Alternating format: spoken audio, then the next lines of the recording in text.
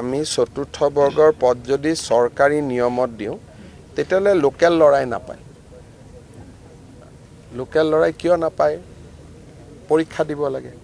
গতিকে তাকে লৈ গাঁও চহৰবিলাকত স্থানীয় ল'ৰাবিলাকে আপত্তি কৰে। সেইকাৰণে আমি এটা ছিষ্টেম কৰিব খুজিছোঁ য'ত নেকি স্কুলখনৰ প্ৰিন্সিপালকে তাৰ এজন গ্ৰেড 4 এমপ্লয়ী ল'ব পাৰে স্থানীয় জেগাৰ। তাৰ কাৰণে এটা নীতি এটা বনাই আছোঁ, কিন্তু এইটো 26ৰ আগত নহয়, 26ৰ পিছত সেইটো ৰাখিব লাগিব। কাৰণ নহ'লে 4th গ্ৰেড এমপ্লয়ীখিনি বেলেগ জিলাৰ পৰা বেলেগ জিলাত গ'লে মানুহে বেয়া পায়। সেইকাৰণে বহুতবিলাক ৰাজ্যত আজিকালি নতুন নতুন কিছুমান নিয়ম কৰিছে। ময়ো এইবাৰ শিকি আহিছোঁ 2-3টা।